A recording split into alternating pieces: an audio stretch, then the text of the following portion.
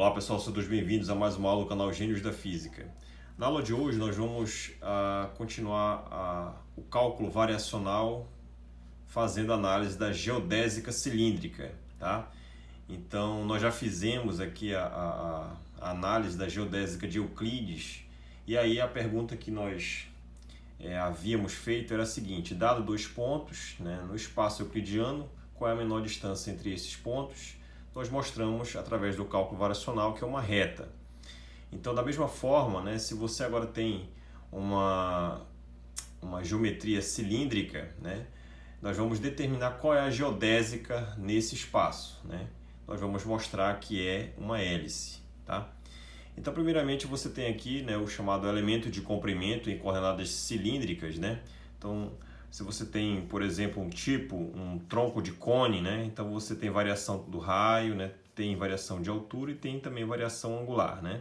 Então o elemento de comprimento nesse espaço, né, vetorial é dr, r chapéu, mais r d θ, θ chapéu, dz, k, né? Então é um elemento infinitesimal em coordenadas cilíndricas, tá? Então se eu quiser determinar, por exemplo, esse elemento ao quadrado, né? Ele escala ele mesmo, vai dar esse termo.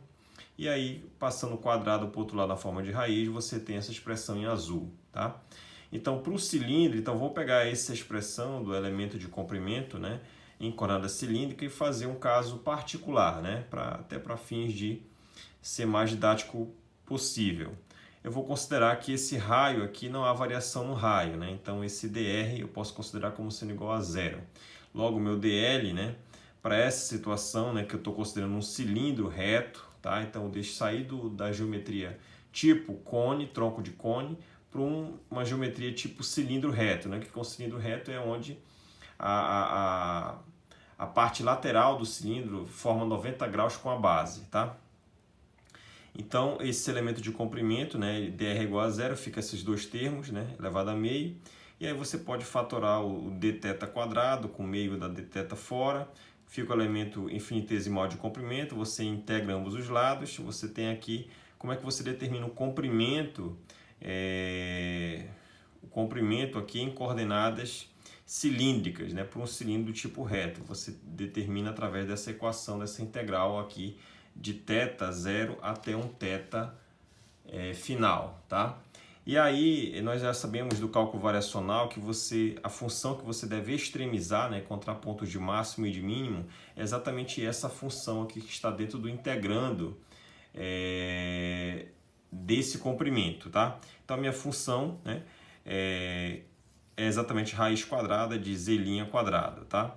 E aí, se eu quero extremizar essa função, né, nessa integral, então eu preciso, já que a função é essa, ela deve satisfazer as equações de Euler e Lagrange, tá? Então, qual é a equação de Euler e Lagrange para essa função, né? Então, a equação de Euler e Lagrange, né, para quem não sabe, é exatamente essa. E aí eu vou calcular o primeiro termo, que é a derivada de f em relação a z. Se você notar, né, essa função não depende de z, tá? Ela depende só de z', né? Z' é a derivada de z em relação a θ. Tá? Então a derivada de f em relação a z é zero, a derivada de f em relação a z' você vai fazer aqui, tira a raiz quadrada, vai dar menos meio, cai um fator de 2, z', etc. Você encontra que a derivada de f em relação a z dá esse termo, z' dividido por raiz quadrada de r quadrado mais z' quadrado. E aí você pega esses dois resultados, tá? E aí você vai substituir esses dois resultados exatamente na equação de Euler e Lagrange.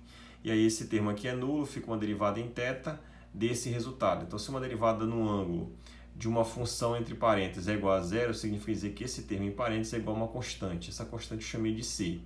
E aí, o passo seguinte é isolar esse z'. Então, você vai aplicar o produto dos meios igual a dos extremos, tentar isolar a z'. Quando você faz isso, você encontra z' igual a C sobre raiz quadrada de 1 menos C quadrado vezes R, tá? Lembrando que z' é a derivada de z em relação a θ, tá?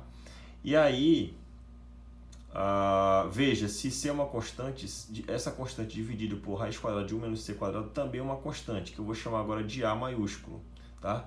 Então fica z' igual a R chapéu. E aí, quem é z' é dz em relação a θ. Você vai, para resolver a equação diferencial, aplica o método de variáveis separáveis, integra ambos os lados, E aí, se é uma integral definida, vai ser esse resultado a menos de uma constante. Então, aqui a derivada vai ter relação a dz da z. A r não depende de θ, sai da integral, dá o próprio θ e fica mais o b. Esse b tem dimensão de z0, tá? Um z inicial, um z, uma posição, uma altura inicial, tá?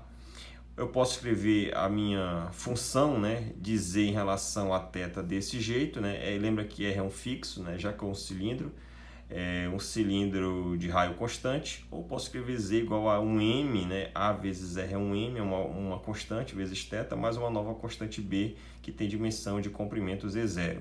Então, tanto essa equação em preto quanto a em azul é uma equação de uma hélice. E a equação de uma hélice, pessoal, é exatamente essa. Então, em resumo, esse resultado nos diz o quê, né? Então, se você tem uma geometria cilíndrica, né? Um espaço cilíndrico, desculpa, dado 2 pontos, a pergunta é: qual é a menor distância entre esses 2 pontos?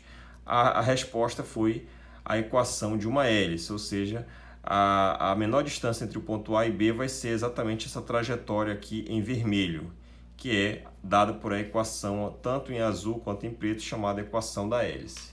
Tá certo? Espero que todos tenham gostado. Até mais e bons estudos!